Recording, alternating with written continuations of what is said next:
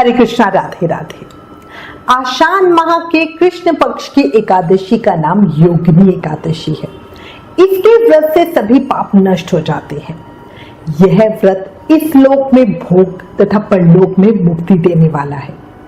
योगिनी एकादशी के दिन भगवान विष्णु और पीपल के वृक्ष की पूजा का विधान है। योगिनी एकादशी के व्रत करने से हमें हजारों पुण्य फल की प्राप्ति होती है। इसी के साथ सिर्फ योगिनी एकादशी व्रत की कथा के सुनने मात्र से हमें वाजपेयी यज्ञ करने जितना फल मिलता है। बहुत ही पावन और फलकारी एकादशी व्रत की कथा है। प्रेम से, मन से, भाव से सुने। योगिनी एकादशी व्रत कथा पद्म पुराण के उत्तरखंड से प्राप्त होती है। आषाढ़ मास के कृष्ण पक्ष की एकादशी को योगिनी अथवा शनि एकादशी कहते हैं।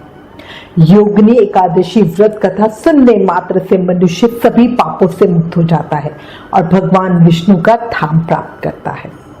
अब योगिनी एकादशी की पावन कथा शुरू करते हैं। महाभारत काल की बात है।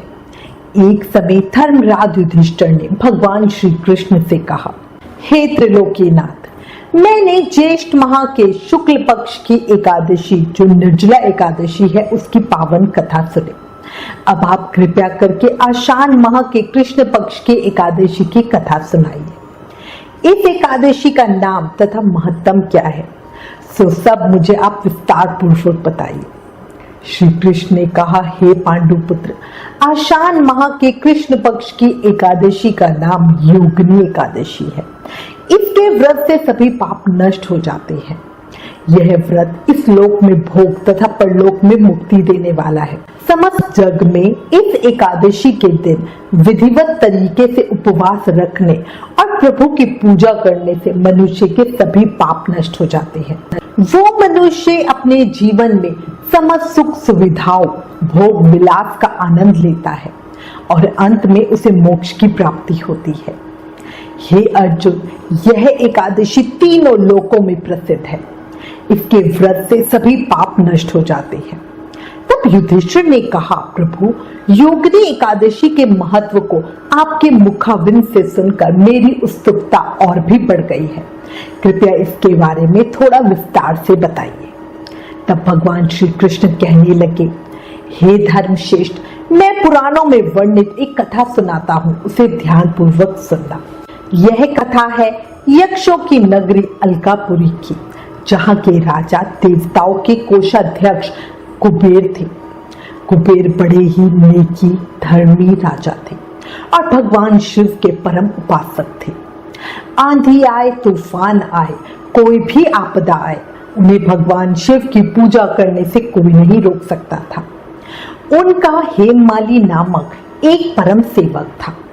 भगवान शिव को अर्पित करने के लिए प्रतिदिन मानसरोवर से सुंदर और सुगंधित पुष्प लेकर आने का काम राजा ने हेममाली को सौंप रखा था। हेममाली हर रोज पूजा से पहले राजा कुबेर को फूल देकर जाया करता। हेममाली की विशालाक्षा नाम की अति सुंदर स्त्री थी, जिस पर हेममाली की बहुत ज्यादा आसक्ति थी। वह हर समय पत्नी का विचार करता रहता था। एक दिन कुछ हुआ यूं कि हेममाली मानसरोवर से पूजा के लिए पुष्प तो ले आया, लेकिन रास्ते में उसने सोचा अभी तो पूजा में काफी समय है, क्यों ना थोड़ी देर के लिए घर चला जाए।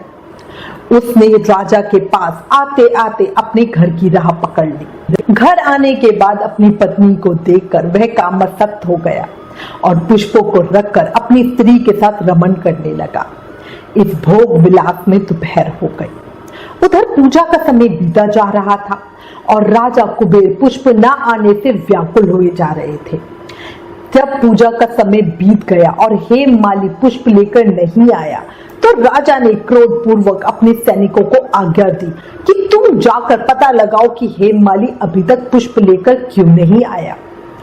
सैनिक आज्ञा का पालन करते हुए हेममाली के घर गए और वहां देखा कि वो अपनी स्त्री के साथ रमन कर रहा है।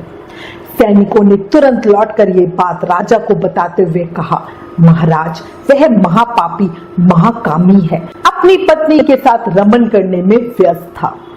इस बात को सुनकर राजा कुबेर का गुस्सा 7वें आसमान पर पहुंच गया। उन्होंने तुरंत हेममाली को बुलाने की आज्ञा दी। डर से कांपता हुआ हेममाली राजा के सम्मुख उपस्थित हुआ। उसे देखकर कुबेर को अत्यंत क्रोध आया। उसके होंठ फड़फड़ाने लगे। राजा ने कहा, अरे अधम, तूने मेरे परम पूजनीय देवों के भी देव भगवान शिव जी का अपमान किया है। मैं तुझे श्राप देता हूं कि तू स्त्री के वियोग में तड़पे और मृत्यु लोक में जाकर कोड़ी का जीवन व्यतीत करे। कुबेर के श्राप से वह तभी स्वर्ग से पृथ्वी पर आ गिरा और कोड़ी हो गया। उसकी स्त्री भी उससे बिछड़ गई। मृत्यु लोक में आकर उसने अनेक भयंकर कष्ट भोगे, किंतु शिव की कृपा से उसकी बुद्धि मलिन न हुई और उसे पूर्व जन्म के अपने कर्मों का सुध रहा। अनेकों कष्टों को भोगता हुआ तथा अपने पूर्व जन्म के कुकर्मों को याद करता हुआ वह हिमालय पर्वत की तरफ चल पड़ा। चलते चलते वह मार्कंडे ऋषि के आश्रम में जा पहुंचा। वह ऋषि अत्यंत वृत्त तपस्वी थे। वह दूसरे ब्रह्मा के समान प्रतीत हो रहे थे और उनका वह आश्रम ब्रह्मा की सभा के समान शोभा दे रहा था। ऋषि को देखकर हेममाली वहां गया और उन्हें प्रणाम करके उनके चरणों में गिर पड़ा। हेममाली को देखकर मार्कंडे ऋषि ने कहा, तूने कौन से निकृष्ट कर्म किए हैं जिससे तू कोढ़ी हुआ और भयंकर कष्ट भोग रहा है? महर्षि की बात सुनकर हेममाली बोला, हे मुनिश्रेष्ठ, मैं राजा कुबेर का अनुचर था। मेरा नाम हेममाली है। मैं प्रतिदिन मानसरोवर से फूल लाकर शिव पूजा के समय राजा कुबेर को दिया करता था।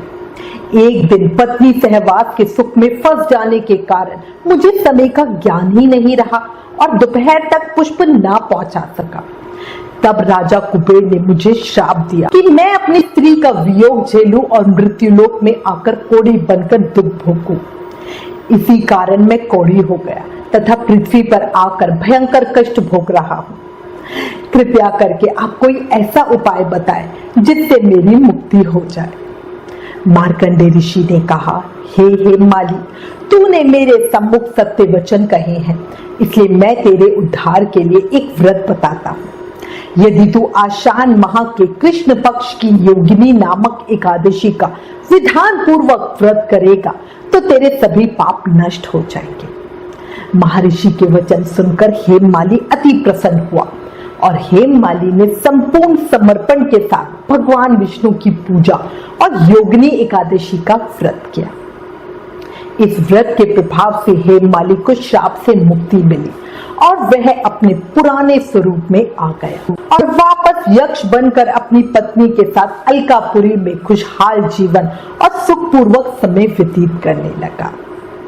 भगवान श्री कृष्ण इतनी कथा सुनाकर युधिष्ठिर से कहने लगे, हे राजन, 88,000 ब्राह्मणों को भोजन कराने के पश्चात जितना पुण्य मिलता है उसके समान पुण्य की प्राप्ति योगिनी एकादशी का विधि पूर्वक उपवास रखने से मिलता है। इस एकादशी के व्रत से व्रती के सभी पाप नष्ट हो जाते हैं और अंत में मोक्ष प्राप्त करके प्राणी स्वर्ग का अधिकारी बनता है। अंत में याद रखो अर्जुन, भगवान की सेवा के दौरान प्राणी को कोई भी अनुचित कार्य नहीं करना चाहिए। योगिनी एकादशी महान पापों को शांत करने वाली और महान पुण्य फल देने वाली एकादशी है। इस महत्तम को पढ़ने और सुनने से मनुष्य सब पापों से मुक्त हो जाता है। योगिनी एकादशी महत्तम समाप्त। योगिनी एकादशी महान पापों को शांत करने वाली और महान पुण्य फल देने वाली है। हे श्री हरि विष्णु, मैं आपके श्री चरणों में प्रार्थना करती हूँ, इस व्रत कथा को सुनने वाले सभी प्राणियों पर अपनी कृपा दृष्टि बनाए रखना, उन्हें सब पापों से मुक्त करना, अपना आशीर्वाद और भक्ति देना। सभी भक्तगण प्रेम से, मन से, भाव से भगवान के पवित्र नामों का जाप करते रहे। हरे कृष्ण कृष्ण कृष्ण हरे हरे, हरे राम राम राम हरे हरे। याद रखो, कलयुग केवल नाम आधारा, सुमिर सुमिर नर उतरहि पारा। याद रखना। ओम नमो नारायणाय नमः।